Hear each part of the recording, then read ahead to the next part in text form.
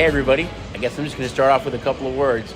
We're back. It's football season. Jason, Chucky, Red Rocks Racing Sportsbook, sports betting podcast bookends, powered by STN Sports. And I think you can tell by my voice and the smile on Jason's face, we're excited. It's football season. It's been a long baseball season. Maybe, you've got a little bit more parity than we thought after the trade deadline, and you've got some dogs that have played well, but it's exciting to start talking about football season, Jay. It's just that time of year where you can kind of feel it in the air. Yeah, and we already had some craziness starting in the Hall of Fame game that gets rained out in the third quarter, so we had to go to the house rules right off the bat of a game having to go 55 minutes Stop for action. Bears. So a lot of refunds Right. there, and then we saw some preseason games yesterday with some very low-scoring preseason games, and so which isn't unexpected. Yeah, Though. It's an interesting thing as we look to handicap and we watch the preseason games start to hit the TVs. Those quarterback depth charts come into play of who's playing, who's not, who's kind of the guy fighting for that second and third string, and are they going to be able to put up points in these preseason games? And the difference between the starters in today's games and their backups is absolutely massive. So that's why we see these low totals in a lot of these preseason games. And I think it's interesting that you touch on that because we're in an information era. And that's really the key. I think you look at preseason and you kind of think, you're not going to generate that much money on it. It's preseason football. But in many of the cases, the handle on preseason games is greater than a baseball game that has two teams in the middle of a pennant stretch. And I think what's interesting about preseason is that you do see more maybe sophisticated or sharp play based on those quarterback rotations. Not only that, I think it's the tale of two halves, where you see the first half is bet maybe one way and the second half is bet a different way based on what you just said is who's behind that quarterback. How much time will a Caleb Williams get? Will a Jaden Daniels get? Who's behind those guys? And then you look at a team like the Raiders, a team in our own backyard. You've got Adrian O'Connell, who really played, I think, better than expected late last year. And then you bring in Gardner Minshew, and who ultimately is going to win that job? I think they go in kind of with 1 and 1A, so maybe you get a longer look at those guys, and maybe that's why the Raider line has kind of ticked up a little bit this week. Yeah, I think the same thing you look at the Broncos, where we have quarterback question marks and three Stidham guys. And, those preseason games are huge in their development and who's going to win those jobs, who's going to win the second string job. So a team like that's looking to go and potentially win games and play their guys. We saw the Bills and named a lot of their starters are going to play throughout the first quarter. They're talking about, hey, a team that might put up points in the first half and then struggle in the second half. A team that's been an absolute champion in preseason football has been the Baltimore Ravens over the last 4 or 5 years under John Harbaugh, where they won like 18 or 20 straight games. They finally lost one last year. They lost their last two last year. And now you look at behind Lamar Jackson, not a lot of depth in that quarterback room, and they're still a favorite over the Eagles in their first preseason game. But will the Ravens go? But that number started to come down a little bit. I think you look at the Eagles quarterback room with Kenny Pickett behind Jalen Hurts, and you look at, I think it's Josh Johnson behind Lamar Jackson. Maybe a little bit of a different there as far as depth goes. Yeah, so again, handicap the preseason, enjoy these games, catch the ones that are televised, but a lot to look at. But it's a lot of homework that goes into handicapping preseason football, and get in those subscriptions and check the sources on what you think guys are actually going to play and how many series they're going to get in. Actually, it's out there. I mean, as I said earlier, we're in an information era, and many times you can kind of find online what they're going to play. I mean, they've already said the Bears, for an example, is they want to get Caleb Williams 55 to 65 or 70 snaps. They've got a lot of injuries on the offensive line. You have to get him some work before the season starts. I think the same thing with Jaden Daniels. Drake May was only in for a couple of, a series or a couple of plays in his kind of first preseason game. But I think you're going to see Caleb Williams and Jaden Daniels play a lot more in the preseason. A couple guys we know won't be playing because we're in contract holdouts of a CeeDee Lamb, we're going to get to that. A Brandon Aiyuk. Lots of questions on these guys. What's going on, and when are we going to see these Jamar guys Chase hit the field? Yep. Yeah. Well, I think going in, these are the kind of the three big questions that everybody's been asking, and kind of questions that are posed to us. Number one, a team in the AFC Central that really kind of gets a lot of attention, and or the AFC North, I should say now, and that's the Pittsburgh Steelers. The last couple of years, they've been a team that has been kind of a betting favorite as far as postseason goes and win totals. Playing in a tough division where the Bengals and Ravens maybe get a little bit more of the ink, and maybe a healthy Deshaun Watson, the Browns get a little bit more. But they've got a quarterback controversy going on right now. They went ahead and they brought in Russell Wilson to be the guy. They traded and gave up basically nothing for Justin Fields, but it's looking more and more like Justin Fields might win that job. And, I think he brings a lot to the table. You've still heard some of the concerns about him holding the ball too long. Coincidentally enough, the two worst quarterbacks in the league for holding the ball last year were Justin Fields and Russell Wilson. So it's not like one of them has a huge advantage in that area. But I'm really anxious to see how that quarterback battle runs out. And can Justin Fields actually beat Russell Wilson? For me personally, on the Steelers, number one, monster respect to what Mike Tomlin has been able to do over the last several seasons. Obviously, the Steelers have won 20 straight seasons that they've had a winning record. And some of those 500 or better. Some of those are 8-8, but 20 straight seasons where the Steelers are 8-8 or better. 9-7 in 2022, right. 10-7, or it was 9-8 and then 10-7 on the last 2 years, and that's with Kenny Pickett, Mitch Trubisky, right. and Mason Rudolph as their quarterbacks. Now, whether it's Russell Wilson or Trubisky, I think they want Russell Wilson to win this job. And the reason for that is the Denver Broncos are paying like $39 million of Russell Wilson's salary, and the Steelers are paying $1.21, right. the minimum league for minimum salary for a quarterback. So if they give Justin Fields the job because Russell Wilson is not injured, that he just wins the job, the likelihood that Russell Wilson's going to then request a trade or not end up staying with Pittsburgh, I think is high. So I think that they want him to win the job. And the reason that Fields is getting these reps for a year anyway. But the reason that Fields is getting these reps is that Russell Wilson is a little bit right. banged up at this point in time.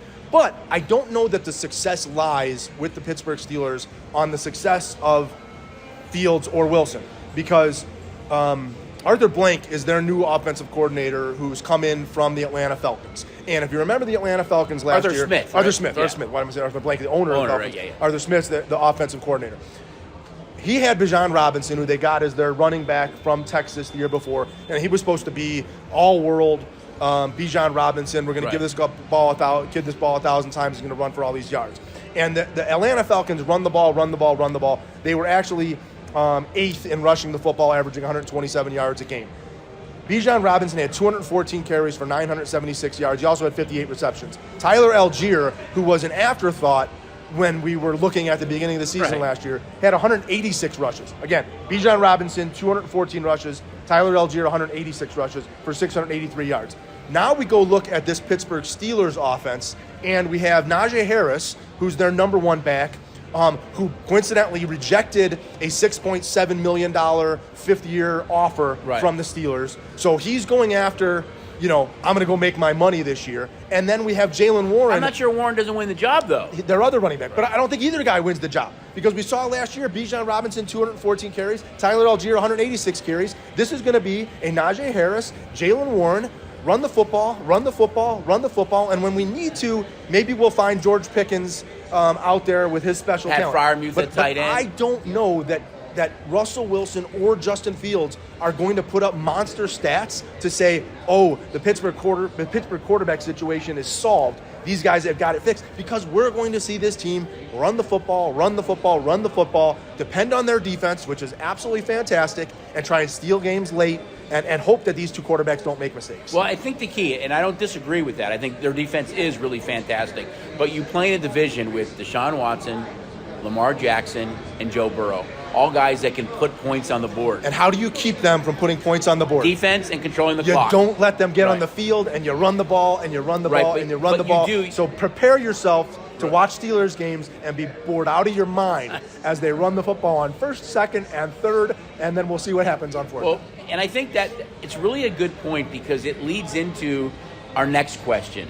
And that's about a team, about as far away as almost you can get from Pittsburgh, and that's the San Francisco 49ers. Now, they have a wide receiver in Brandon Aiyuk who's going through a massive kind of, hold-in, that he's at camp, but he's not participating at all. So the Patriots were all in on him, willing to make him one of the top 5 highest-paid receivers in football, and they were going to include Kendrick Bourne in that trade.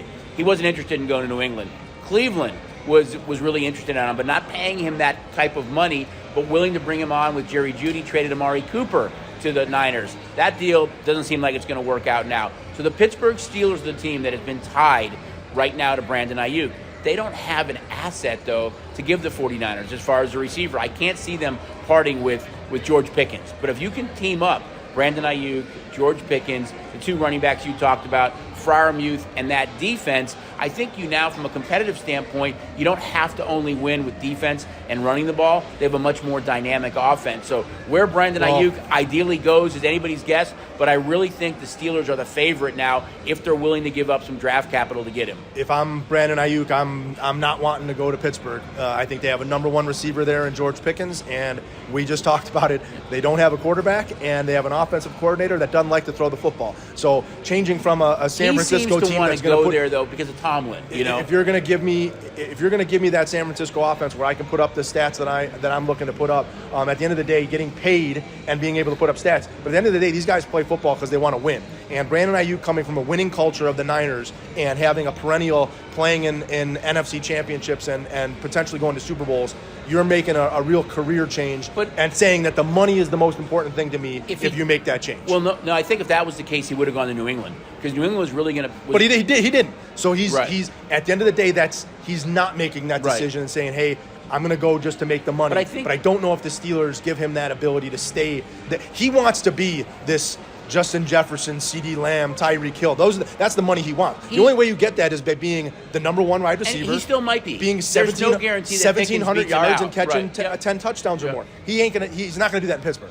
Well, I think, you look at that offense. If you do have Warren and Najee Harris, and then you got Freiermuth at tight end, and you have Pickens, and you've got Aiyuk, you might become an offense that is way more balanced than just running the ball. I'm not so sure that if they trade for him and pay him that money, they are expecting him to be the number one wideout. I know Pickens has been really good, but he hasn't had the same success that Brandon Aiyuk has had. Maybe you have 1 and 1A. Pickens has had some issues with Tomlin, and I think Ayuk's more interested in going there because of Tomlin. He wants to play for this guy. And, Russ has had success with his wideouts in the past, and maybe Justin Fields under a different coaching staff and knowing you've got a good defense and a lot of good skill position players around you, maybe that offense can develop somewhat. But it's really interesting to see what happens. And on the flip side, if the Niners deal him, at least with the Patriots, there was Kendrick Bourne, who was their number one receiver last year before he got hurt. Or you bring in Amari Cooper. Now, if you make that trade to Pittsburgh, you're not getting a wide receiver back. So you go into the season, granted, you've got great skill position players in Kittle and McCaffrey and of course, Deebo Samuel. But your other receiver is going to be either rookie Ricky Purcell or Jawan Jennings, and they're going to have to really pick it up. They spread the ball out a lot, Purdy, but you are missing a big piece in Brandon Aiyuk. I know they picked up Robbie the Chosen Anderson. So, is that enough, or do they scour the waiver wire if they make this deal? But I think it definitely hurts the Niners by not getting a receiver back. Yeah, and just going back for 1 second, if they do acquire Aiyuk in Pittsburgh, George Pickens this is his last year. He becomes extension eligible to argue about his contract next year. So it's very, very possible if they signed Aiyuk that Pickens then wouldn't be a guy that they're looking to extend. And I did say Najee Harris already declined his $6.7 million. So Najee Harris is playing for a contract with somebody else. So I think that the Steelers have two very, very motivated players in Pickens and Harris to go make their money. So I am looking for big years from those guys, despite the fact that we have that quarterback question mark. And again, you're talking about San Francisco. Jawan Jennings has been a star in camp with the fact that Aiyuk has not been there. But you're still asking him to be like a big part of that offense, which he was the third option as far as wide receivers go. And one of the reasons Aiyuk had the numbers he had and why I think the Niners have to find a way to come to an agreement with him or pay him his money is Deebo Samuel is not a 17 games a season guy. He is not healthy. Right. He misses pieces of the games, and they've gotten lucky with Christian McCaffrey in the fact that he's stayed healthy in his time in San Francisco when he wasn't able to do that in his time in Carolina. So that injury bug has been out there for those players, and I think that they have to get those players. Otherwise, they're going to be depending on George Kittle, who's missed his time, and Jennings. And McCaffrey's banged up. The other thing about the San Francisco 49ers, and I say this with a little bit of a question mark, in that we've seen now this Kansas City Chief team consistently make this playoff run and get to Super Bowls. And last year's regular season, I would call it a little bit lackluster, in that maybe that sense of urgency in the regular season just isn't there. And I get this crazy feeling this year with this Niners team that they've made these championship runs consistently to the NFC championships and the Super Bowl. And I just don't know if that sense of urgency is there for this regular season. That feels like they just want to get through the regular season, keep their guys healthy so that when they're in the playoffs, they have everybody together. So but they have to get there first. They have to get there first, but I don't think they have the urgency right now to make sure that they have Aiyuk in that. If they don't get things sorted out there early in the season, it'll be okay. And I get the same kind of sense from the Dallas Cowboys with the having signed Prescott and the whole CeeDee Lamb that maybe not a sense of urgency. I think actually Jerry Jones came out yesterday and said I don't have a sense of urgency to re-sign CeeDee Lamb, which the guy, somebody needs to send a drug test. What are you doing? Right. Dallas is single-threadedly going through CeeDee Lamb and Dak Prescott, and you don't have these two guys set up right now. A lot of questions there. Now, maybe the CeeDee Lamb I don't get. The Prescott I actually get from the Dak Prescott side of things, in that Dak Prescott is represented by athletes first. This group also represented Tua Tagovailoa and Jordan Love.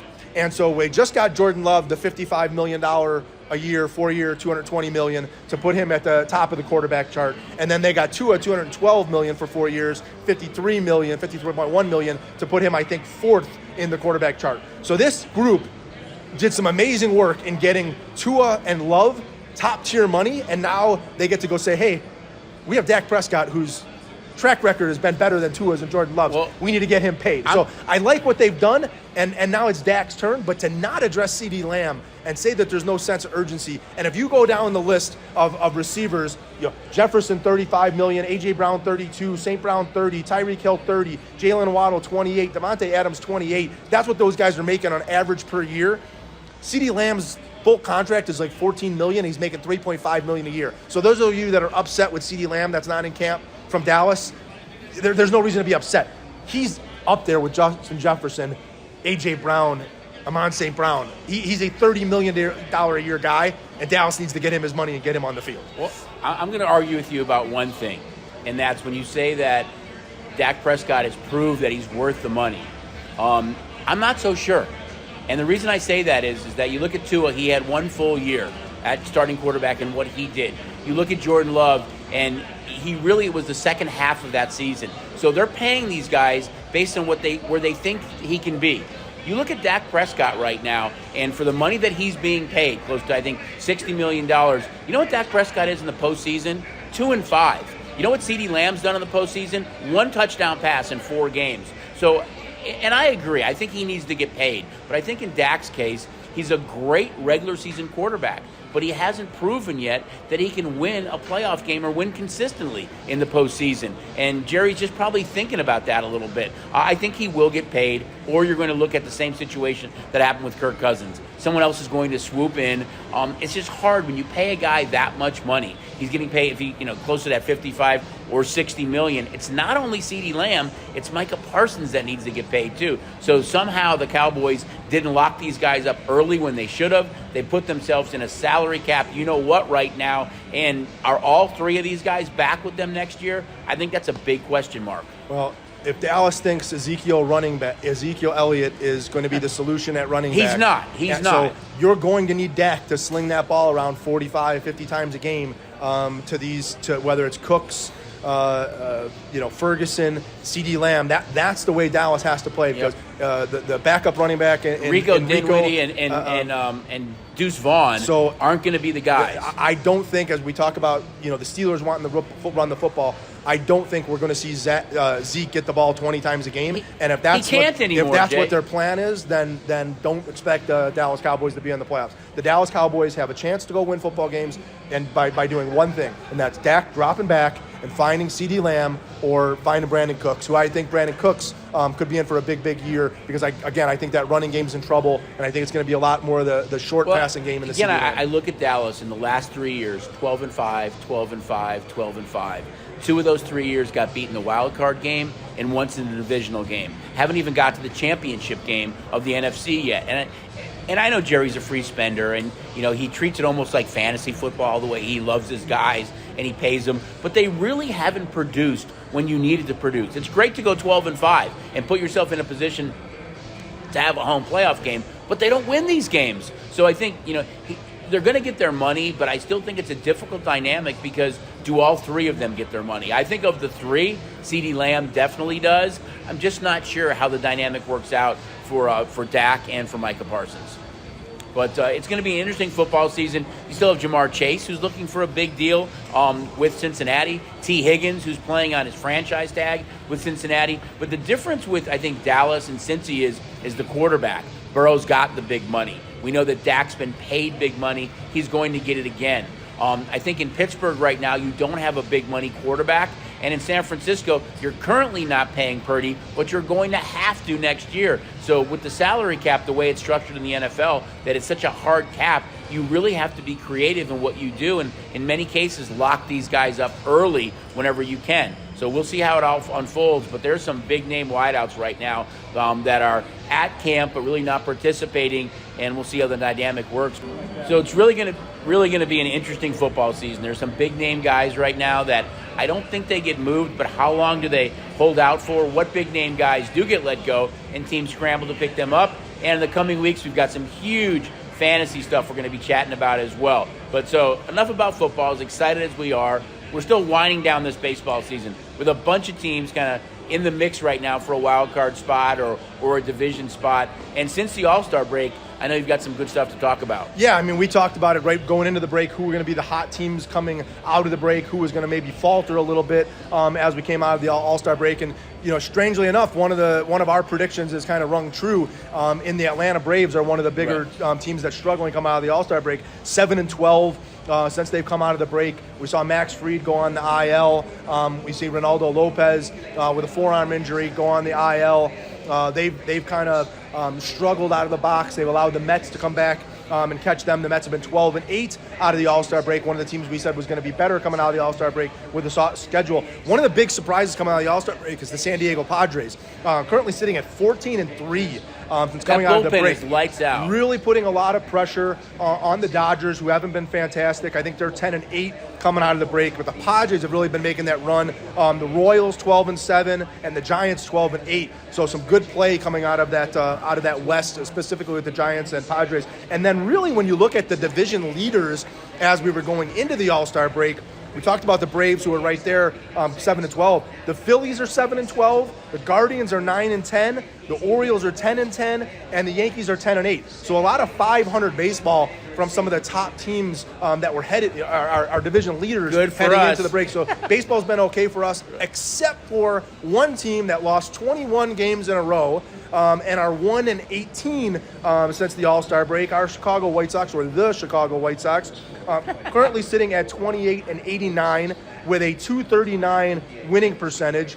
They just fired their manager. We're going to see Grady Sizemore, who was a very good player for the Guardians or Indians in his time. He's going to take over the intern manager. But the reason I bring up the .239 win percentage is the worst team in baseball was a .235 winning percentage going back all the way to like 1916 in kind of the modern era. So the White Sox are right there and on pace to be one of, or be the worst team of all time. And despite the change at manager and the fact that they won that game in Oakland and had the 21-game losing streak, they had a 14-game losing streak early in the season. They had a 21-game losing streak. Now, I will be hard-pressed if I don't believe that they have another 10-game losing streak in them to end this regular season out. So those of you that have had success picking on the Chicago White Sox, unfortunately, what do you mean, for those us, of you? It's a lot of you. I still think there's a lot of success to be had in picking on this White Sox. The roster's really depleted. They traded a couple pieces. They have Crochet, who's literally their best pitcher, but they're not throwing him more than 3 or 4 innings in his starts to kind of just curb what the innings on his arms. The bullpen is really, really bad. So I think that you guys continue to pick on and pick winners betting against the Chicago White Sox. I was hoping you weren't going to touch on the White Sox because you have to. Again, we're talking point of angst with us. When I'm a historical guy watching these Olympic Games, you've got a couple more days to jump into the Olympics. The men's basketball, USA versus France. They opened up a 17-point favorite down to 14.5. Now back up to 16.5. Coincidentally enough, rematch of the Tokyo when they played in 2021, and in that game, USA won only 87-82. So, I mean, France is there. France is the home country, so that building will probably be rocking with a lot of support for France. The U.S. struggled against Serbia. I'm really surprised this line is this high, but again, if the USA team comes to play, we saw it in the fourth quarter. Yeah. Serbia dominated them the entire game, and then Steph Curry said, I'm done with this, and turned into Superman and hit those three-pointers. I think he had 9 3-pointers in the game in total, but again, what a big fourth quarter by Steph, a big fourth quarter by Team USA to come back and knock off Serbia. The number did come down, though, in this game, but then now it started to pick back up again. But the reason I bring that up is the historic moments of sports, and watching these Olympic Games. I'll be honest, I've sat in front of the TV 2 or 3 times with tears in my eyes just watching these stories and watching these young athletes put those gold medals on, and you hear the stories and the accomplishments and what it takes for these athletes to put the work in for these 4 years or 8 years to go and be on this stage and knock off these other. I have such pride and passion. So when you talk about the history of the game and the history of sports, what the White Sox is doing it's not any good, but it's historical. And when we talk about history and you're getting to see this team, 20 years from now, hopefully when you're talking to your kids or your old men sitting there watching baseball, you go, I remember the White Sox of 2024 and how bad they were. They're going to be hard and it's going to be a story that's there of I remember watching a team that bad. And I'm sure there's guys from the 1960s. I think it was the Mets that won 40 games. So there's all those New Yorkers. Or I remember in the 60s when the Mets couldn't win a game. Those are the stories. Those are the stories that the White Sox will be going back to talk about this 24 White Sox team. Yeah, there's a lot of stuff, to kind of chat about. I know we really touched on football, but with that said, before we end this segment, it is such a great time, I think in our sports books as we get ready for football. It's get signed up for Last Man Standing. Still $150,000 guaranteed in the pros, $100,000 in the college, $25 entry fee for one entry. $100 gets you not only the 4 entries, but a 5th entry free as a bonus. It's just a great contest where you can. Not only the contest, if you don't have the STN you don't have the STN Sports mobile app, we have a $250 no-worry wager offer going on right now. I'm worried if you don't have it. I'm worried if you don't come in and get it because essentially what we're doing is saying, hey, come sign up for the app, put $250 in, bet $250 on a game of your choice. If you win, you keep the money. If you lose, we're giving you the $250 back. This is a no-worry wager. Get signed up today. Take advantage of the gift that STN Sports is giving you. $250, no worry wager. Sign up today. Get signed up today, all right? I'm really going to worry if you don't get signed up before football season starts. So we'll be back, guys, next week. We're excited to be here talking a little football, and I think you can see it by the smiles on our face, the passion in our voice, that we're excited about it. So we'll be talking a lot about fantasy. Maybe some of these things will get worked out with these contracts next week, but only time will tell. So again, he's Jason, I'm Chucky, for the Sports Betting Podcast Bookends, powered by STN Sports. We'll see you guys next week.